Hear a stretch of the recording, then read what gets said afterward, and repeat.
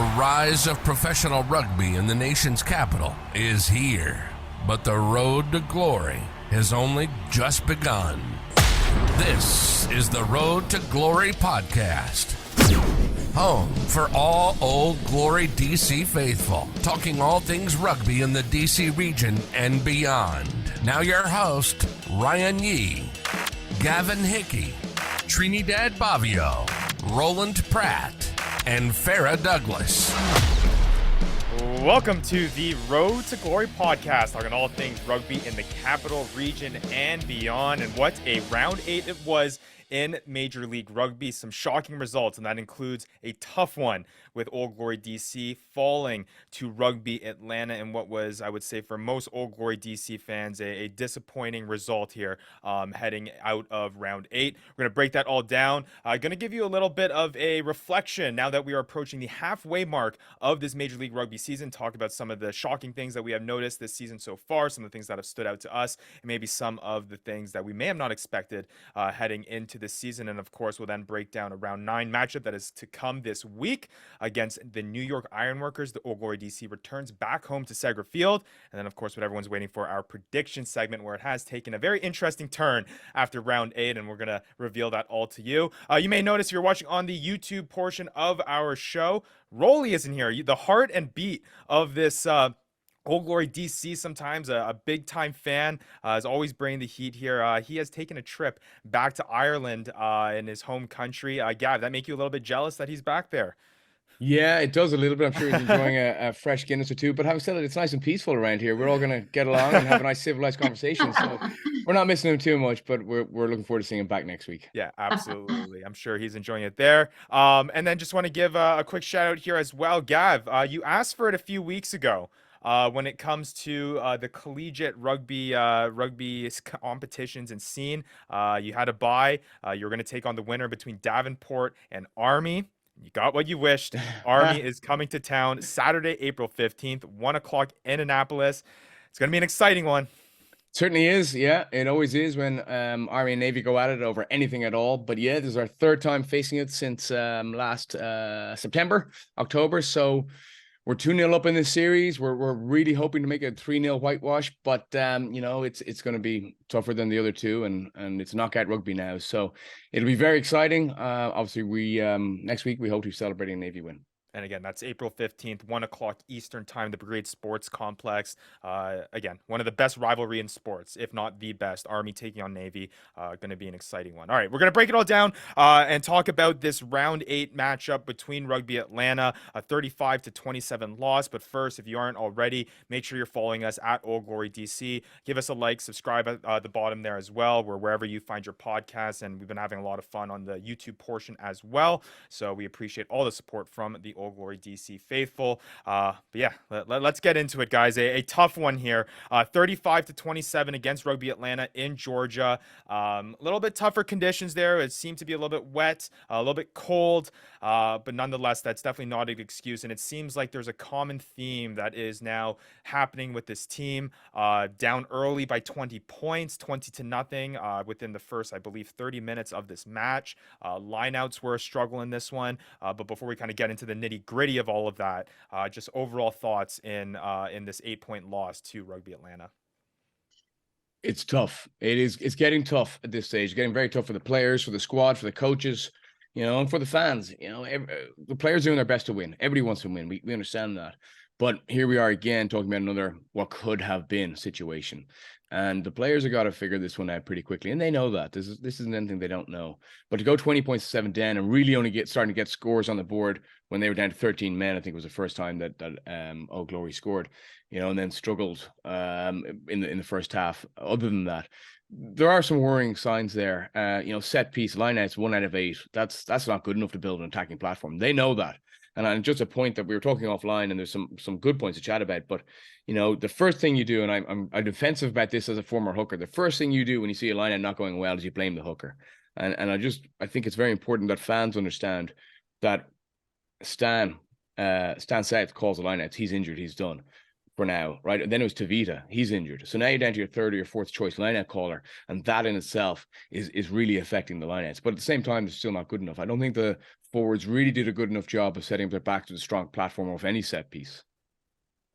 Yeah, I think you encapsulated the whole issue with the game. It just wasn't good enough. And it's hard to say that. We're here on this podcast because we're Old Glory fans. We support the coaching staff, we support the players and the fans, but the reality is we're having the same conversations, and they're starting to see a picture that looks all too familiar from times gone past. So it's just not enough. It seems like we have a pattern of an inability to finish. We're a little bit better than mediocre in certain aspects of the game, and then the next weekend, instead of being able to take that platform and raise it up a level, we're typically going backwards. Somewhere else gets a little bit better, but it's like this oscillation that is not producing enough points or enough wins. And at some point, I think coaches and players they're gonna look at each other and be like, okay, what do we need to do for this to be different? What's the 10%, my 1%? What can I do that's going to help me contribute to this team overachieving or even just achieving what their potential is? Because you see the glimmers of it. It's there, but we just keep coming flat. And it's frustrating as a fan, it's frustrating as a coach, and I'm sure it's unbelievably frustrating for those with the Old Glory jersey on. But at the end of the day, it just isn't enough. You said a word that you said is frustrating, and the first word that came to my mind when I finished watching the game was I was disappointed, but because I knew it was such an important game, I actually thought it was the most important game of the season so far. Of course, you're going to have very difficult matches along the way, but this one was really important, not only because in terms of the game, you have to be very specific and you have to go and be on point, but mentally, 20-0, almost in the first half, nothing was going okay. I know the weather was tricky, but the weather is for both teams. And Rugby ATL was way better in those moments. They had to be good. And we were talking before we started this, and we were talking about the statistics, and you can see the numbers, and you can see a reality that is, okay, they were not so bad, but you have to see those numbers and say, were they quality numbers? Because the lineup was pretty clear, but when you have the kicking game, okay, it was not that bad. You had possession, but in attack, we didn't have good balls. We were not able to have that continuity in the game, and they deserved it. I think the score does not reflect the game that Old Glory did, and it was fair. I'm disappointed because of that, but I know that the team can be better than the image of this last game. You're spot on with that, and you're dead right. That's what we need to see. But Farrah, you just mentioned there about not finishing. And while I agree with that to a certain extent, how much of not finishing is the fact that we're giving ourselves too high a mountain to climb from the get-go by putting ourselves in a hole by 20 points down from the start? Yeah. Totally. I'm nodding my head and no words are coming out of my mouth, because I think it's a combination of the two, right? As we set ourselves up, that we're almost frantically rushing to get points on the board because it took us so long to show up to the match. And then we spent so much time trying to close the gap that you can't actually finish the game because all you've done is play catch up. So I think I feel like it's kind of gone back and forth in the games. This in particular was I feel like a very low start for us. I mean, those 20 points, I did not think we were going to score. Yeah. It took 2 yellows. Panic, gripping while I'm watching this game going, what is happening out here? This is not our team. No.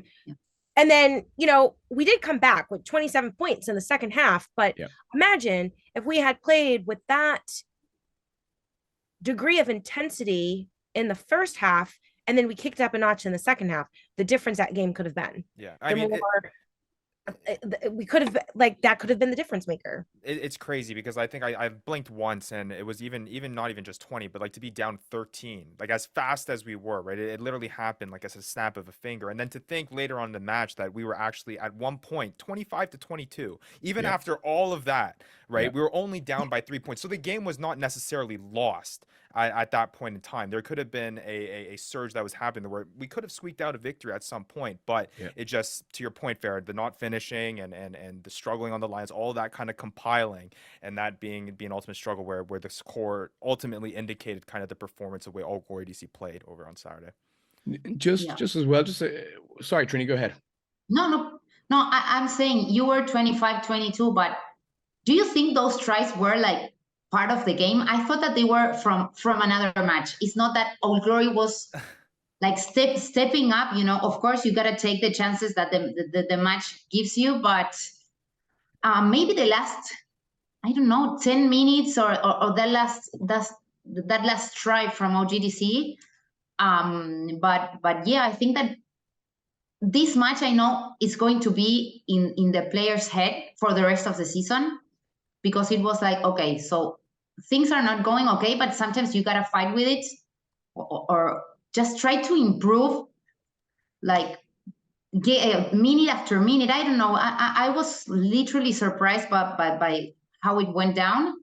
But yeah, sometimes numbers don't reflect the game. That's what I think. Listen, I think we're all spot on. We're frustrated, we're disappointed as Old Glory fans. I think you said that really well, Farrah, and that's what it is. So we're pointing out the problems, but you know, I think we can offer a few solutions as well, which I'd offer right now. But one of the things, though, because this really frustrates me, right? Because we were 3 points gap at one stage, and yet we finished 8 points clear, 8 points behind. And the problem with that, as we know, is we don't get a bonus point for that. So one of the problems was our goal kicking, our kicking in general was poor, but goal kicking, we need our points. I was a little bit frustrated. I thought Graydon Boyd did a great job when he came on, put his hand up for selection. I think that he turned things considerably, but he rushed his kicks at the end, certainly his very last one, in the hope that they get another chance to come down and play for some more points. But the fact that you rush that kick, you're not within 8 or you're not within 7 anymore. So we've lost that opportunity of a bonus point. That's an easy fix. The set piece needs to be better. Get your line out callers developed. 3rd, 4th, 5th, 6th, 7th choice, whoever it is, get their hooker to call if need be, whatever it is, get your line out sorted. And scrummaging, I'll tell you what, Herrera is a world famous scrummager, right? So, but something's not going right here. So it's either, and I've never in my life met a prop who puts his hand up and says, yeah, that was my fault, right? So he's blaming other people or something else, which is fine. That's what props do. I'm sure he's blaming the referee and MLR scrummaging. He needs to get his head around that as soon as possible so we can contribute to our scrummaging, because that needs to be a more effective platform than it currently is. Get those 3 or 4 things right, and I think Old Glory's back at the races again, but fingers crossed. Yeah, no, it's definitely going to be something that is going to need to change. Something's going to need to change if they're going to start turning this around. You know, at times it felt like it just really took just one more little tweak for us to kind of get over that hump after this past weekend's game. It may be a little bit more than that, and I think it makes it an even tougher pill to swallow because of the opposition that we're facing. We knew that this was a team that we could have beat. We know that Rugby Atlanta is not necessarily the top of cream of the crop here in the MLR. This was something going into this, like you mentioned, Trini, that this was a match that was winnable, it was important, and we need to come out with it, and it just didn't happen. So looking ahead here now, Gav, you mentioned some solutions here. Talking about mindset moving forward for you guys. I mean, as with your coaching experience, with your playing experience, you're in a hole here. 2-6, or excuse me, 2-5. The Eastern Conference is still tight. I mean, that plays in Old Glory DC's favor. Somehow there is still this Eastern Conference that really is only separated. You're only 1 win behind a playoff spot here in the Eastern Conference. So what does the mindset need to be moving forward for this Old Glory DC team to start building a little bit of confidence here to possibly make a run as we move through this halfway point of the season? Well, I would... Trini, go ahead. Oh, I'm sorry. We are just always talking at the same time. But if you see the schedule ahead, you have New York, and you are only 5 points away with a 2-5 record. So we are always talking about important games. I still stand that the last match was still more important than what's good to come, but you can still be on the game. That's amazing. Like, it's giving you an opportunity to still be like available and on top of the conference. But the mentality, I think this week is going to be, like I told you, for me, the match that happened this last weekend is going to be like inside the head of the players all along, because, okay, we are at the bottom. Now we only have to go up. Yeah, I agree with you. You're right. I mean, something does need to change. The mindset needs to change. What I would offer as well on this is this does provide an opportunity, okay? Because it provides an opportunity for the team to develop an us against them mindset. Their backs are to the wall. Something's got to happen, right? So it's us against them. Develop a chip on your shoulder. Let that galvanize and strengthen the squad and say, one, we've got nothing to lose. And two, it's us against them. We collectively have to show something, because it'll come to a stage, and I don't want to throw the players under the bus, but it's come to a stage where players will start fighting for contracts and fighting for their livelihoods.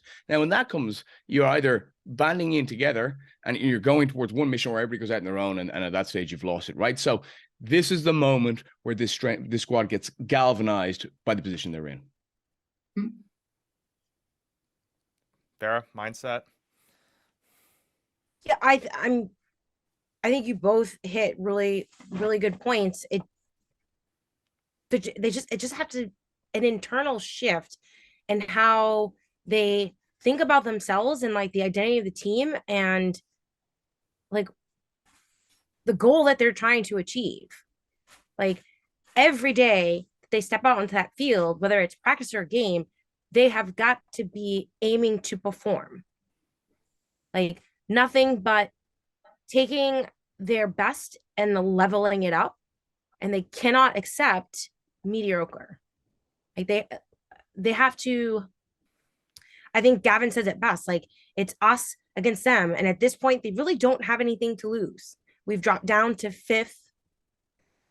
They're still really close because it's like 1 point away, but we've got to convert our kicks. The forwards have got to have more pride in the set piece. Simple as that. Like, you need to dig your heels in, and when you step on the field, they have to look at the opposition, no matter who that team is, and say, I'm going to dominate my opposite. I'm going to dominate this team because Old Glory can be top 3. We can advance. We have the potential. I believe in this potential. I believe in what the coaches have set out to do, and it's time to get out there and we do it. They just have to do it. Yeah, it's about putting something on the field now. I think we've talked a whole bunch, this season so far. We're just itching and waiting for the product to kind of come together here and some sort of result here to follow through. Just to give our listeners and viewers here a little update in terms of what Old Glory DC faces over the next month. We mentioned it, New York Ironworkers in round 9. You got the Utah Warriors at home after that, a bye week, and then you head to Dallas to take on the Dallas Jackals in round 11. So, in round 12. So, should be an interesting month. Obviously, tough opponents there. New York is going to be a tough one, which we'll break down here later in the show. Utah is coming around with some kind of big time performance here over the past couple of weeks, and you're hoping there when you meet up with Dallas, you're able to take advantage of that. So we'll see how everything goes. But we'll break that all down. We'll talk about that New York Ironworkers matchup, and we'll also obviously get to our prediction segment. But first, Old Glory DC is excited to welcome back our friends at the Supply Room, your business-to-business office supply vendor located in the Mid-Atlantic. Visit thesupplyroom.com to learn how to create a smarter office. We'll be right back here on the Road to Glory podcast.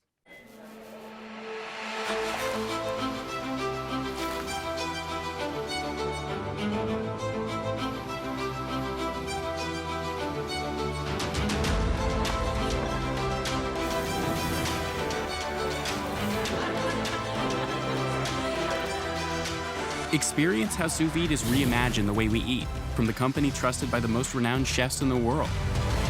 Visit cuisinesolutions.com or your local retailer to get a taste. It takes leadership. It takes determination. It takes grit. On the pitch and off. At ECS, we're tackling our nation's biggest challenges. From cybersecurity and artificial intelligence to digital transformation and IT operations, we build powerful solutions for a complex world. Meet the challenge. Make a difference.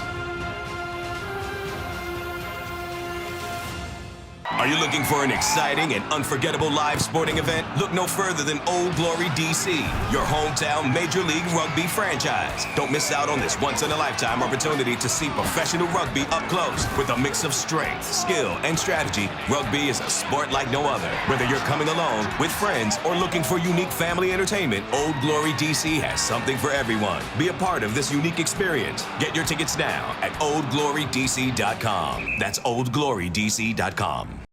Knowledge. It's where innovation begins. It's what leads us to discovery and motivates us to succeed. It's why we ask the tough questions and what leads us to the answers. At Leidos, we're standing behind those working to improve the world's health, safety, and efficiency. Leidos. Pro rugby in the nation's capital is here. Are you on board the road to glory? Back to upping the flags with your hosts Ryan Yee, Gavin Hickey, Trinidad Bavio, Roland Pratt, and Farrah Douglas. Welcome back to the Road to Glory podcast. We broke down and had a closer look at the match that was between Rugby Atlanta and Old Glory DC, but it's now time to kind of widen our lens here and maybe talk a little bit more about the league as a whole and what's really shocked us as we approach this halfway point of the season. We are heading into round 9, so I think it's a fitting way to kind of reflect here and kind of talk about what's been shocking, what's kind of surprised us this season for us, because I feel like it has been a very exciting MLR season so far. Very, very tight competitions in certain areas of the league. It's been fun, and I think the 2023 MLR campaign has been showing us a lot. So I'll throw it to the floor, I guess, guys. Kind of what has really stood out to you here so far in this 2023 season? I'll kick things off with a couple of things that have really stood out for me. I think we all got very excited about Chicago from the outset. I think it's now proven they need time to develop. That's going to be a franchise that'll be continuously built on over the next few years. They'll come good, but year one's always tough for new franchises. So Chicago probably got overhyped a little bit initially. Great to see Dallas Jackals obviously get their first win as a franchise. I think that was critical to the growth of the league. So that's been really, really exciting to see. And we've seen the whole time as well that home advantage is a big advantage, or home field is a big advantage for most teams. And as soon as I say that, you look at the latest results and most of the away teams won. So, maybe it's a seasonal thing. The seasons are changing, obviously, at different coasts, different parts of the country. You got to travel from the heat to the cold and vice versa. It's obviously got a big impact. There's not many leagues around the world where that'd be the case. But you're also starting to see some runaway leaders now as well. And we can chat about that some more. But 7 or 8 weeks in, and here we are. I think this is probably the most exciting Major League Rugby season we've had to date. Yeah, no question about that. What about you, Trini? I think it's yesterday that we were saying, like, there are 2 groups that are definitely going. One are the best teams are going away, and the other teams maybe some are struggling. Of course, Gavin mentioned Chicago and Dallas that have 2 different situations than the other teams, but it's very clear to me what are the teams that are heading to different goals than the others. And I've seen pretty interesting, not only results. I don't want to get ahead of us with the predictions, but my favorite team so far is San Diego. I think they are playing amazing. And as Gavin also said, it's pretty exciting because you literally don't know what is going to happen. Even though the home teams usually get to win, some results are not pretty clear or are very struggling. But I find it very exciting, and that is the good thing. You never know who's going to win, but 2 groups are very different one from each other. Yeah, I agree with you, Trini.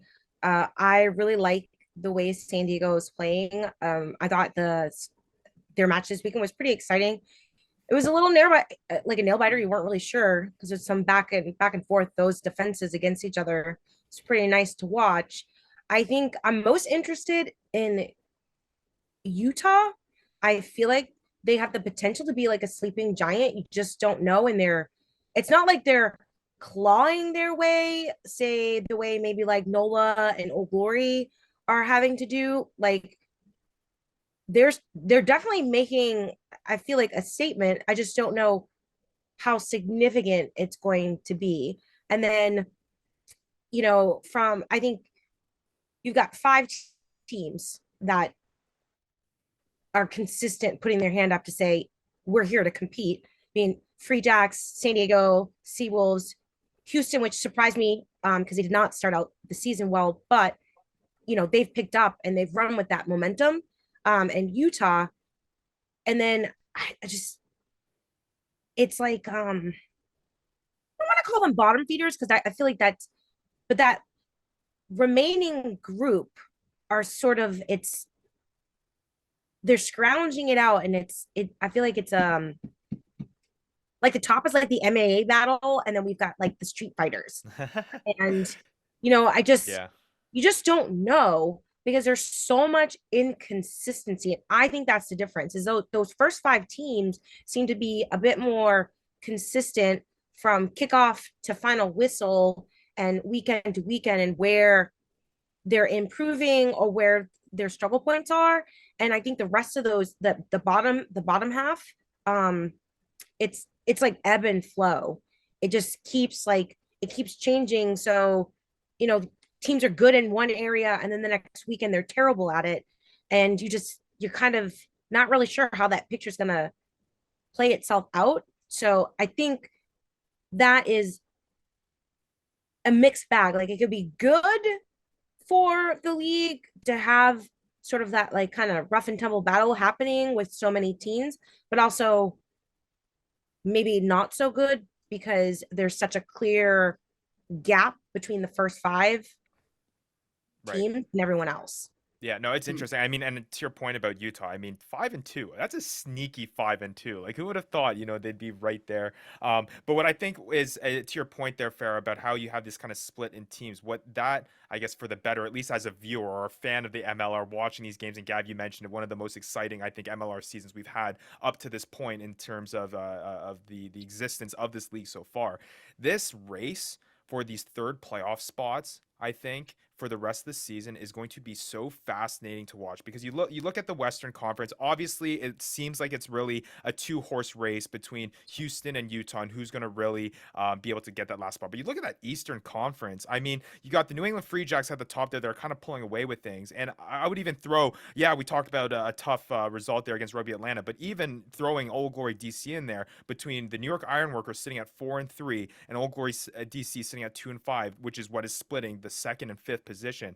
That final 3rd spot in that Eastern Conference is going to be very, very interesting to watch, because I think it's going to come down to the wire. You're right with that, Ryan, and it's probably it could be too late for Toronto. It might be with a 1-6 record and 8 points. There's a lot of catching up to do. Mm-hmm. Having said that, they are a different animal. I'm sure we'll discuss it later. They're a different animal at home. My fear is they start putting some pressure from behind on Old Glory, who's the next team there, right? Sure. And they start catching up there, which then adds its own level of pressure from behind, as opposed to trying to catch up on top. So there's still everything to play for in that Eastern Conference, and that's part of what makes this the most exciting league this year. Does it surprise you guys that there is this huge divide, it seems, between the Western Conference and the Eastern Conference? Or is it just something that's worked out that way? We just have right now a lot of good teams here out on the West that are really performing well right now. Well, there's 5 points difference between the top side on the West and the top side on the East. What I do think is surprising, and this is a conversation probably for another time, because I'll go down a rabbit hole here. This is a new league, 6 years old, and a lot of these teams aren't even 6 years old. They're less than that. When there's a salary cap in place, which there is, obviously, how is there such a gulf in class or in results between some teams and another? I find that fascinating, and franchises are foreign to me growing up as a non-American. So within a 6-year time frame, you can have one team like San Diego who's doing extremely well, and it's hard to compare to the Chicago Hounds because they're new, but say Toronto. Yeah. Like, why is there such a huge difference there? I find that intriguing. Yeah, it's very interesting for sure, because you would expect, like you're saying, a cap to kind of even out that playing field. That's what it's intended to do. Correct. But it's definitely interesting here. So as we kind of wrap up this segment, again, this MLR 2023 season has been an absolute blast to follow and watch here. I'm gonna put you guys on the spot here.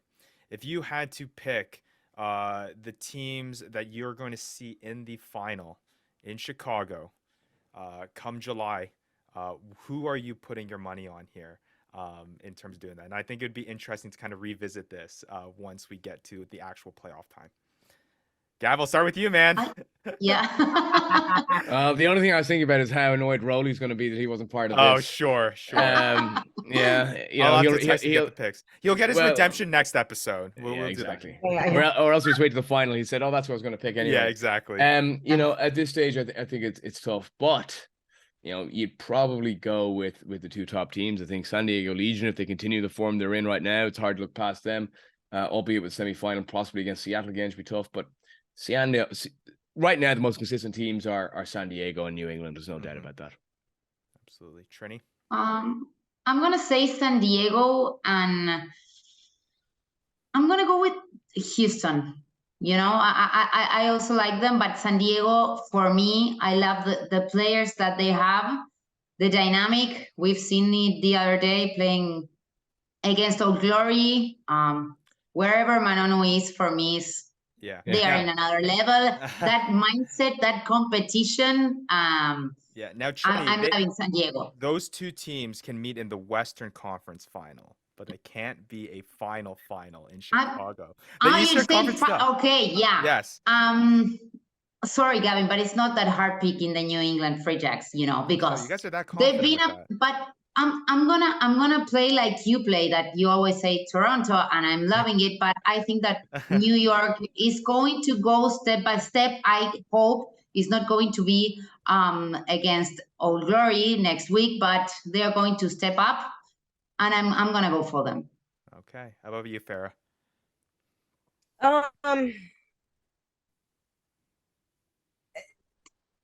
I think, yeah, it's like a tough one because I'm like, I really like San Diego, but Seattle is strong. Yeah, they've been there before. Yeah, but I think I'm gonna go with San Diego, and I think probably I'm with Gavin. I think it's gonna be San Diego and New England in the final. Okay.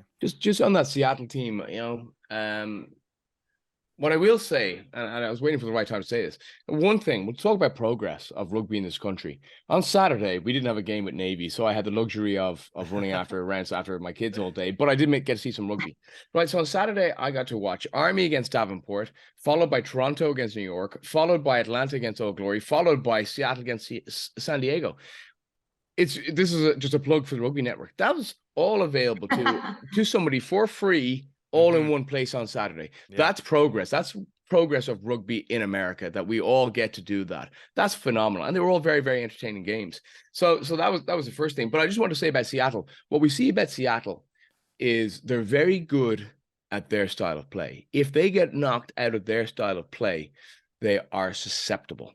And I think that is something they need to look at very closely. San Diego the Legion created a bit of a blueprint to beat them at home this past weekend, and if that's 2 in a row Seattle have lost, which is, you know, that's crazy. So either Seattle are on a little bit of a downward spiral right now, or teams have figured out how to knock them off their style of play. Yeah, it's almost like San Diego is kind of that kryptonite for Seattle, where they've kind of put them out of that comfort zone for sure. Thanks, Gav. You gave me a little bit of time there to think about who I'm going to be picking here. But I think I will side with you guys. It may be recency bias because we basically just saw this matchup this past weekend and what San Diego was able to do. I'm picking San Diego. I'm going to go with the dark horse here. The New England Free Jacks have kind of worried me over the past few weeks. I'm not going to put much weight into a victory over the Chicago Hounds. I'm gonna say the NOLA Gold make a Oof. huge run here towards the tail end of this season and are able to squeak their way into a final. I think they've been looking absolutely electric, and I think the only worrisome thing is how this team started, but they look like a completely different team than what they look like to start off the season. And I'll be sweating about that one, but it should be an interesting one because NOLA's a pretty Well, fun team to watch. how cool would it be, right? On that, like we're looking at both the East and West right now. How cool would it be if we've all made those predictions and it's say Utah and NOLA in the final, if it's not Old Glory, right? Yeah. You know, there's a fourth place team right now in the East who are also on a big run, and NOLA also on a big run. What if they maintain that for the next 7 games? That'd be pretty cool. That'd be a successful league. Yeah, no kidding. Be definitely really, really sweet to watch. But yeah, it's been, like we said, a very exciting 2023 MLR season so far. And hey, we're only halfway. We still got a whole another half of the season to watch and enjoy.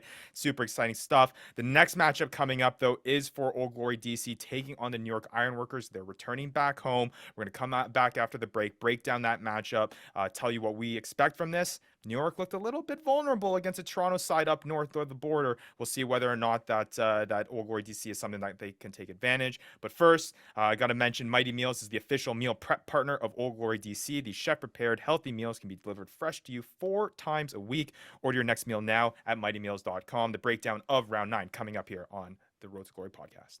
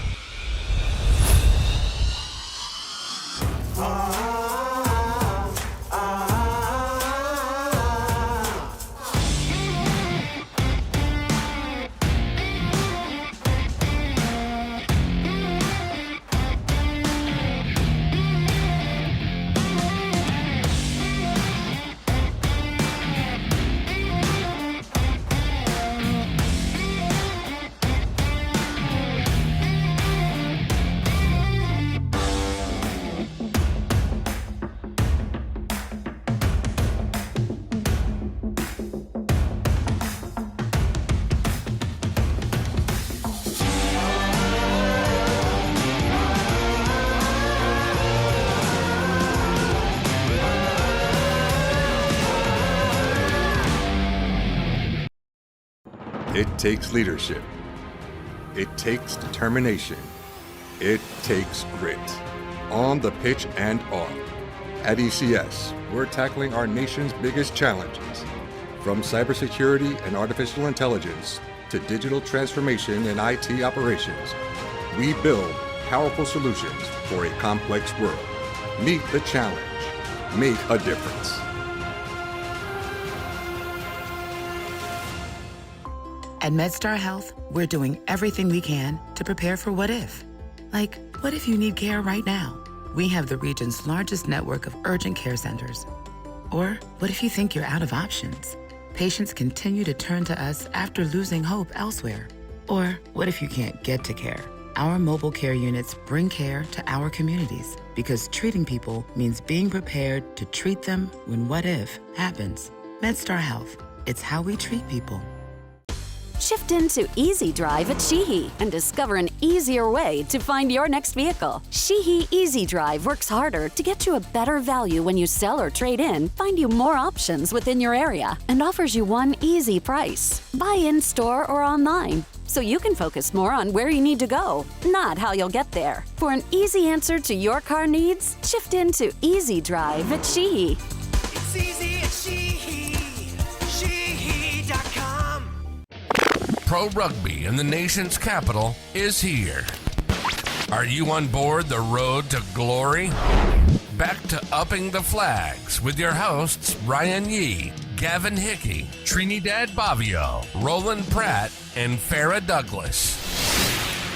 Welcome back to the Road to Glory podcast. We have talked about the week that was with this Old Glory DC team, and now it is time to look ahead to what is to come in round 9. And the Old Glory DC club here comes back home to Segra Field They'll be hopefully, coming back to a very excited home crowd. If you haven't bought your tickets yet, make sure you do so at oldglorydc.com. It'll also be airing on Masson and the Rugby Network. But it's a tough team that they're going to be facing. They're going to be facing the 2022 MLR champions, the New York Ironworkers.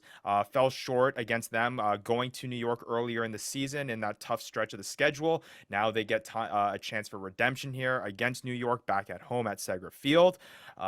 New York is coming off of a tough match north of the border against the Toronto Arrows in what was a very, very exciting matchup. Looked vulnerable at times there.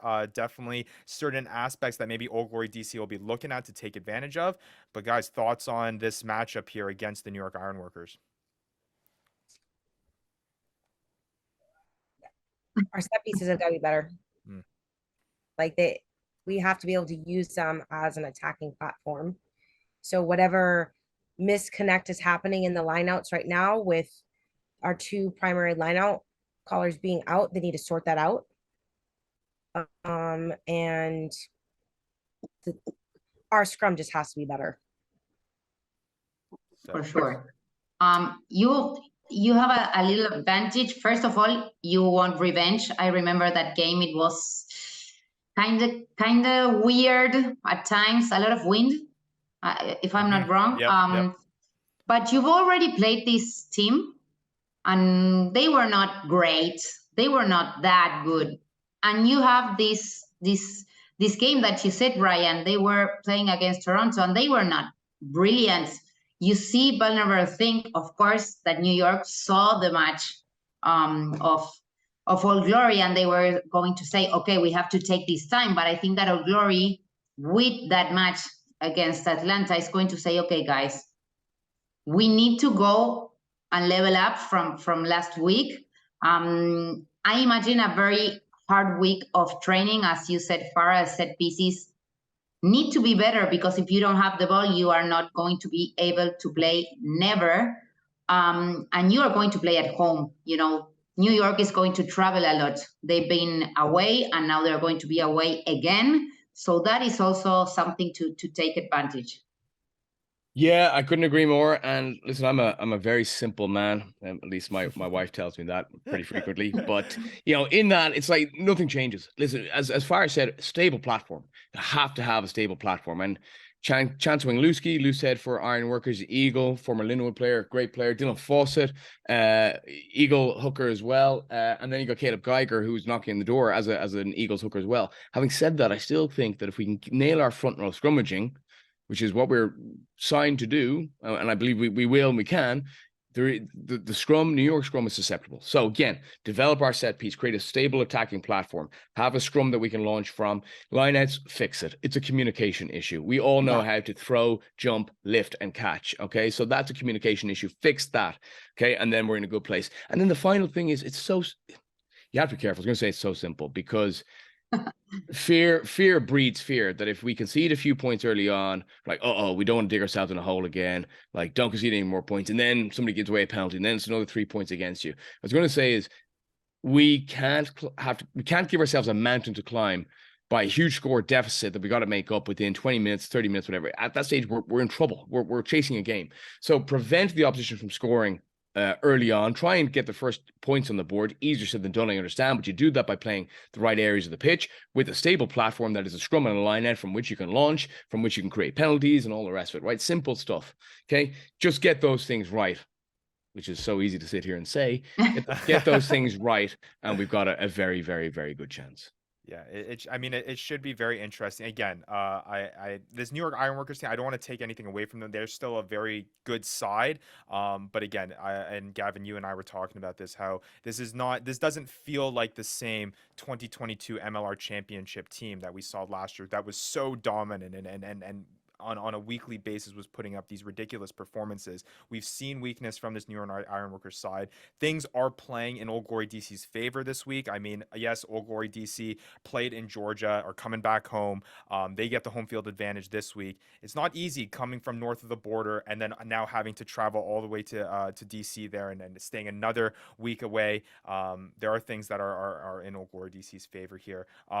Does anything concern you about this, I guess, star-powered backline that Old Glory DC is going to face. I mean, I think if there's going to be a team that is able to kind of be explosive here and put up those points early on, like you're talking about, it might be some of these explosive plays, from players like Tay Walden, from players like Andrew Coe, if Ed Fido is there to suit up there for the Ironworkers as well. How do you neutralize that to the best of your ability in terms of taking away those big names? Give them poor ball to play with. Don't give them front foot ball. Don't give them like in multi-phase play or phase play where the forwards are getting over the gain line and the back line are just easily picking out holes because they're on the front foot the whole time. Don't give New York a stable platform to maul from which puts their backs on a good place. Make it very uncomfortable. Don't let them get in their rhythm. Yes, it's easier said than done. And, looking at their team, Connor Buckley will come back in. I'm sure he'll have a big impact as well. Nick Feeks is a very good fullback. They're dangerous, but they're only dangerous when you allow them to be dangerous. Which, again, it's easy to sit here and say this and point fingers, say, you need to do this. No, that's not the case. It's the basics of rugby. Don't give them an easy go. Don't let them get comfortable by setting up platforms which allow their backs to get space. Don't do it. Yeah. And I'll add to, I think, a big return game from Tito Diaz-Bonilla as well. If he needs to come back here, and I think his kicking boot has shown how valuable it can be in some of the closer matches that we've had earlier this season. Wasn't the best kicking performance overall by the Old Glory DC here in this previous match against Rugby Atlanta. I think it's going to need to be on point here for this matchup against the New York Ironworkers. I think selection will be interesting on that. Sure. You mentioned Tito. Tito is obviously probably first choice 10 by all means. I think Graydon Boyd did a great job when he came on. I thought he was one of the shining lights of our performance, as was Threaten Palamo when he came on. I thought he was outstanding, to be honest with you. And I mean, you told us his tackle stats earlier, Farrah, that they were pretty good, right? So I mean, there's a few. Yeah, we made 160 tackles. They're 119, and we only missed 10 tackles. And so we had a 93, 94% tackle percentage. That's some good maths, Gavin. There you go. Look at you. First time in my life. Look at you. But it should be interesting there. If last question here before we kind of send it off here to our favorite prediction segment. If there's a player that really stands out here, if Old Glory DC is to come away with a victory here, if you had to put your money on it, who do you think is that player that needs to really be the difference maker in this one? Do I have to pick one? You can pick a couple. I'll give that. Well, I think in the forwards, our front row has to stand out. Okay. Because if the front row stands out, that means that our scrum is doing what our scrum needs to do. And it has not thus far. And that can be a huge difference maker for us. And I think our centers need to have a standout game on attack and defense. That is a good one. Of course, I'm going to say Tito because I know he can perform so much better than he did last game. He can be such an important player when it needs to be. With those 50-22 that he gave Old Glory a lot of matches. And I would love to see, I think I've mentioned before, but a little bit more. I know he was not playing, but from Cart Baker, I want to see him a little bit more involved in the attacking game. I was telling you guys that I would love to see a little bit more of creativity in the time that we are attacking, because of, I don't know, the last game I saw that we were doing a lot of our kicking game and go look for the ball, but none of them came to us, that we were not on point in that matter. So I would love to see Tito and Kurt that kind of come back and have a great match. Yeah, I think you're spot on with that. I think, I'm cheating a little bit. I'm doing a bit of a unit or tight five.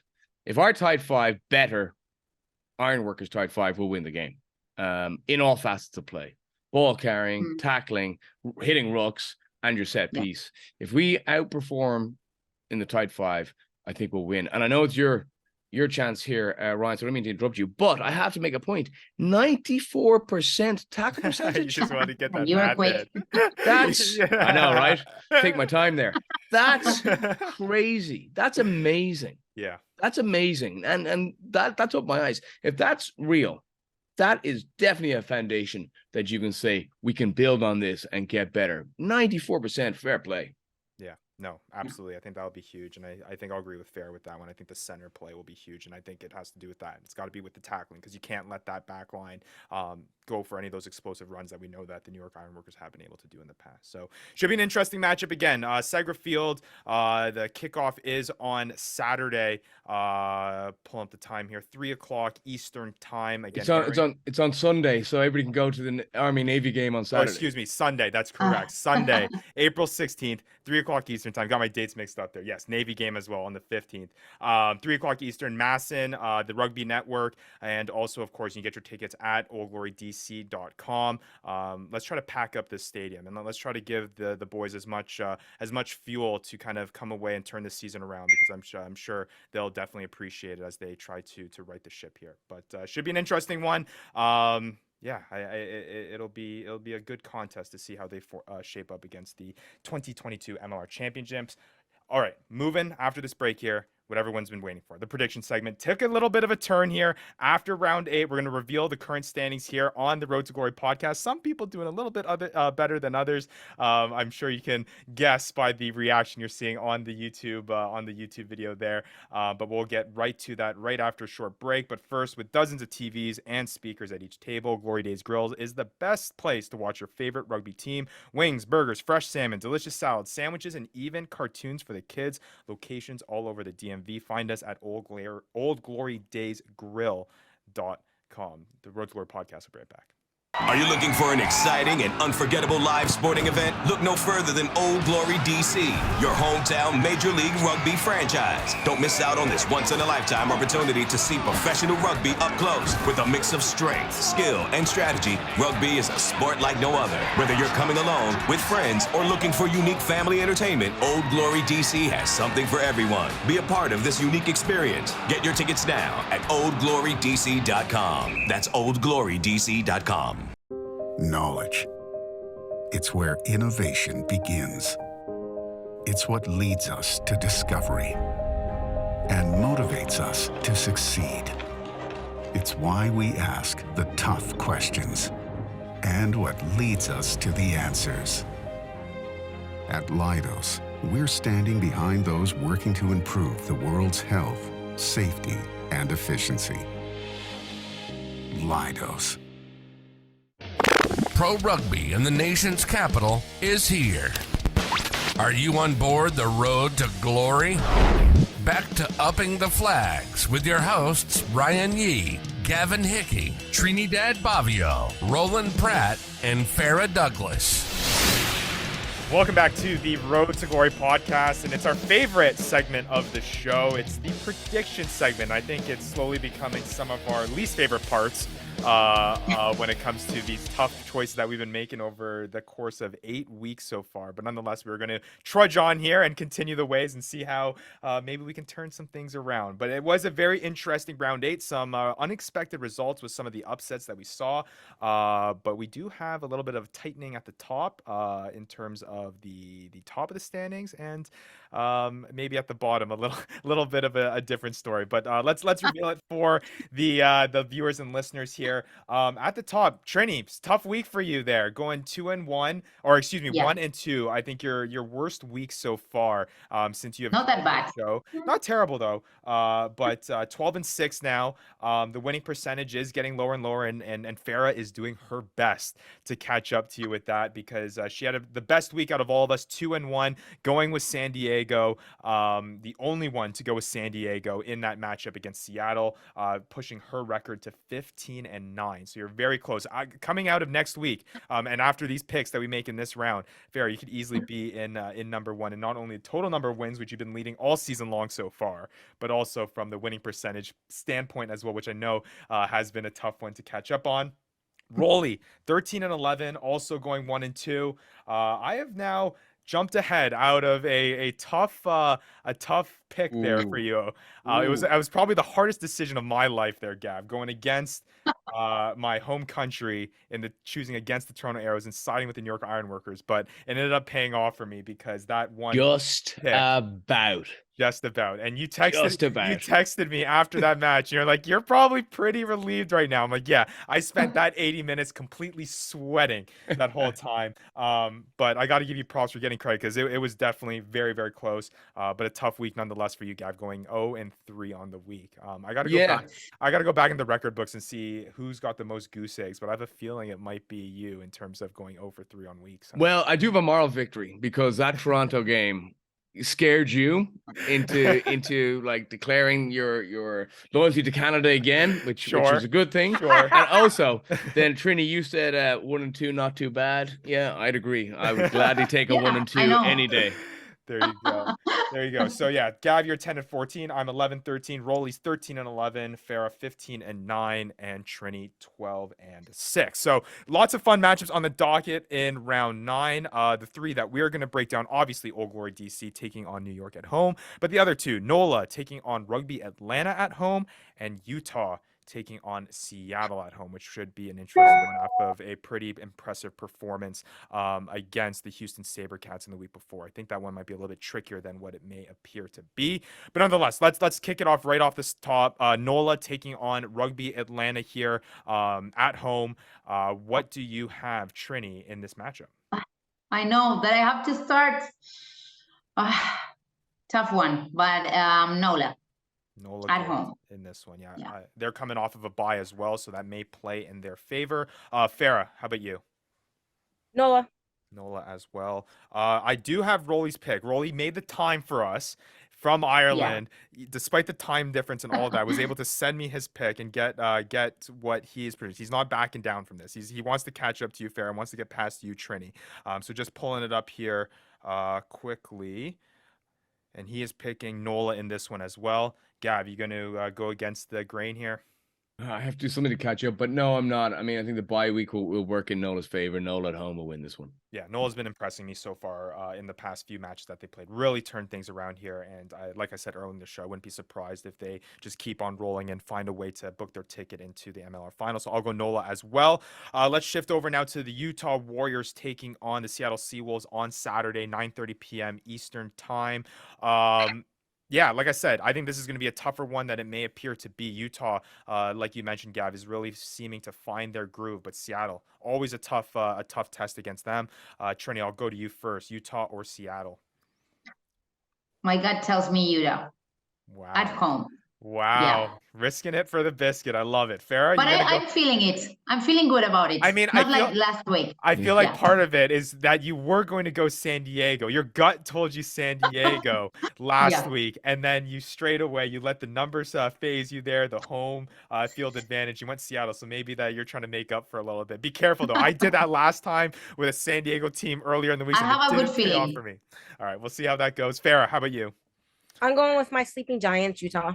Okay. Wow. 2 Utah picks. Whoa. Okay. Gav? Seattle have got to stop the slide. They're on a 2-game losing streak, playing away to a Utah who have found a way to win recently. I'm going with home team Utah too.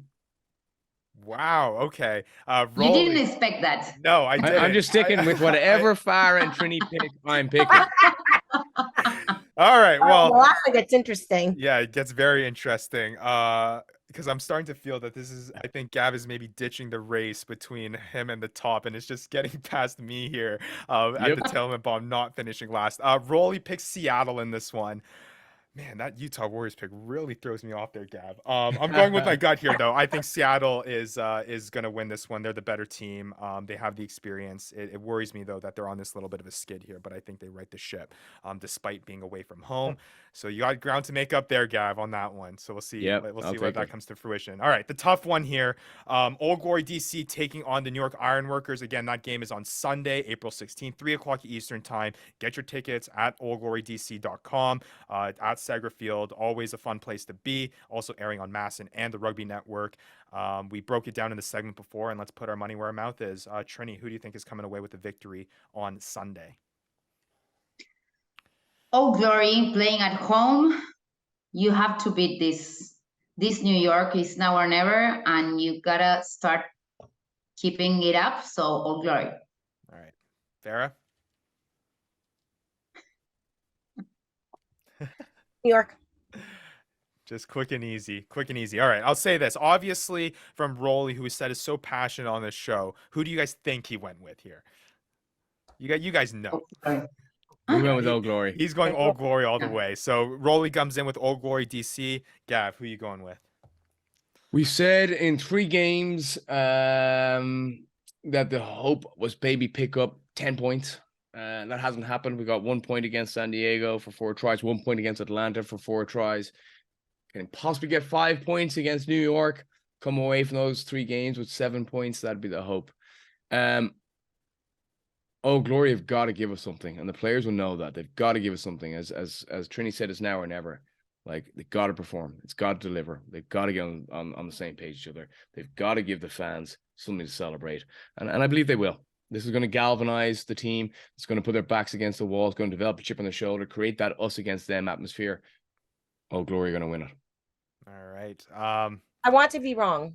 Just I want to be on the record. Yeah. We'll just edit that out. You made your pick. You're editing it out. I'm going to try a different approach here. I'm going to say maybe, just maybe, we can maybe light a little bit of a fire here and get these boys a little bit motivated. I'm going to say New York here, but just on the sole fact that prove me wrong. Prove me wrong on this show and get a victory here.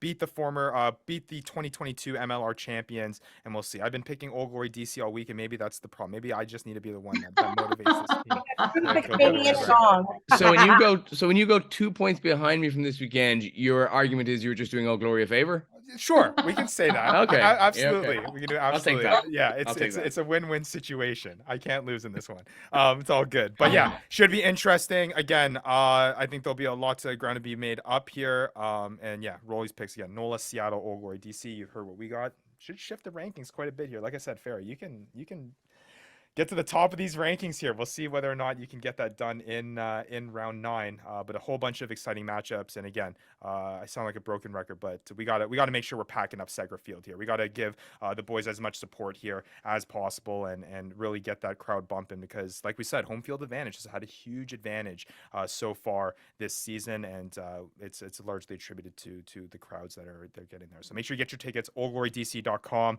3 o'clock Eastern time, Sunday, April 16th. Make sure you remember that Navy matchup as well on April 15th.